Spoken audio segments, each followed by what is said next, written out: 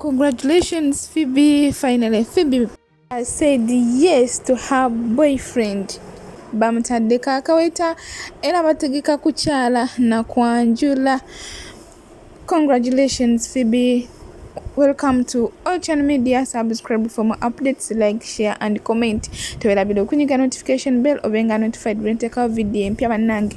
Pulire sanyu, I'm feeling so happy for Phoebe.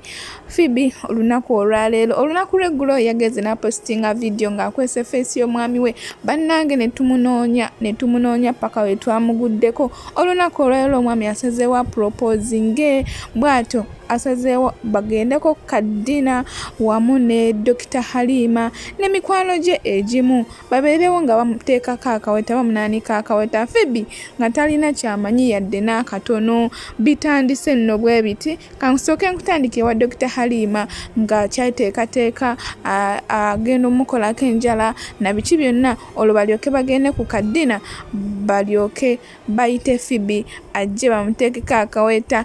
Abadde surprised bannanga omwana asanyuse omwana anyumye njogera kindeke ki kankuleko obeere ng'obyerabirako kubanga bannange emikolo bannange gimpuuba serebu wakuno agenda kufumbirwa bannange mujje mumperekereko maama banteekeko obwala maada awo ntuuse twetegekera mukolo bannange neetegekedde omukolo guno ntuuse mu saaluuni bannange bagenda okunteekako obwala banja oyo tetuyina emikolo mu maaso awo munnange enzuuyo yenzaawo ntudde nekubisizaayo bupikya munnange kwegamba this week ndi so mostive nnyo serebu wakuno omwana w'abandi bannange munnange tugenda kufumbiza omwana wakuno olwo nno munnange ntuuse bagenda kunkola njala ntandise nga woozirabaawo teziri kuyadde ekintu kwegamba bazitandise oziyoyota bannange awo nno munnange nga babutaddeko wali eri bulangi bukalifuuwa awo no Dr. Halima nga amaze okweteekateeka amaze okukola enjala agende ate basinkane boyfriend wa Phoebe oba abadde boyfriend wa Phoebe nga kati yafuuse fiancé wa Phoebe babeere ate nga balinda Phoebe ajje babeere nga banyumirwa obulamu bwe bati bamale bamuteekeko akaweta kambeera ate nga nkutwala butereevu ewa Phoebe bw'abadde nga badde takimanyi omusajja n'amuva emabega ng'amuleetedde akaweta. Phoebe abadde surprised, Phoebe asanyuse kwegamba binyuma obyerabiddeko. Awo no Phoebe ngali mukolera kimere yo tomunyumiza tamanyi na bigenda mu maaso tamanyi na kiddako omusajja najja mpolampola okuva emabega ndowooza obeera omulengera najja mpolampola. Phoebe talina kyamanyi eno bali mu luboozi ne Dr. Halima banyumya sajja we yajja asembera mpolampola. Phoebe tamanyi yali mu kweriira mmere bw'atyo n'ayimirira ng'azze ne keeki ne ringi. Phoebe okugenda okutunula emabega bw'ati nga ye mwana mulenzi ng'empeta agireese n'agiteekako bw'ati era kankulage.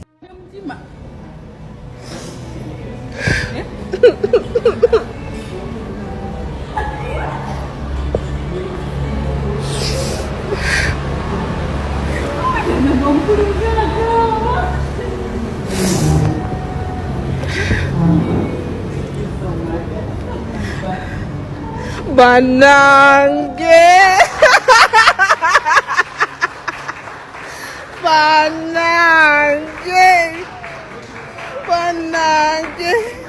oh bannange why I cry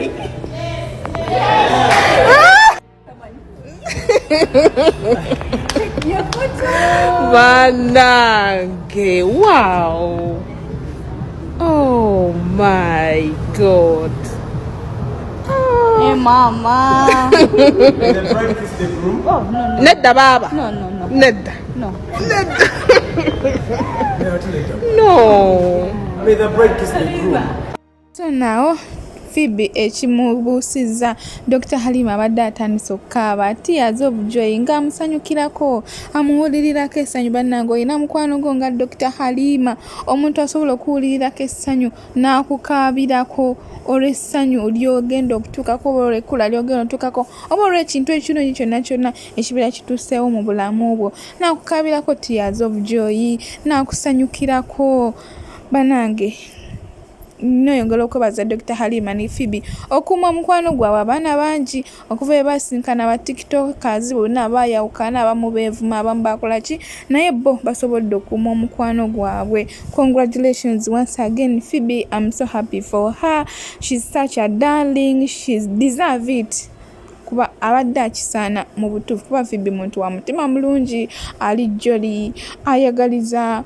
Njogere kindeke ki nsubira ebisinga mu bimanyi nenga congratulations once again. Finally omwami ampropose nze oluvannyuma lw'amawulire eggulo okusaasaana media, era wenjogera essaawa zino buli we scrolling osanga Phoebe, propose ya Phoebe, propose ya Phoebe. She has said yes. Olunaku lw'eggulo era nga amawulire gaasibye ga trendinga nti Phoebe ajja omwami mugalale, Phoebe bagenda kola mikolo, Phoebe kukyala kwe kusigaddeyo na Kwanjula, era bali mu nteekateeka essaawa yonna mwambale amagomesi. Nze wendi okubeera nga mbatuusaako buli kimu era ngenda kubeera nga nkibalaga. Bw'atanaba kusubscribinga mukwano saagala osubwe, osaana osubscribinge kubanga wanooka ngenda okubeera nga nkuleetera amawulire ate gagenda okubeera nga gasookera. Ngenda kufubanga nsobola abalabi bange mbere nga mbaleetera amawulire mu time, naye nga tubadde tukyali awo. Phoebe ng'eri ali mu ssanyu, ali mu kunyumirwa, bali mu kumupropoozinga, n'ashigulo n'avaayo n'atandika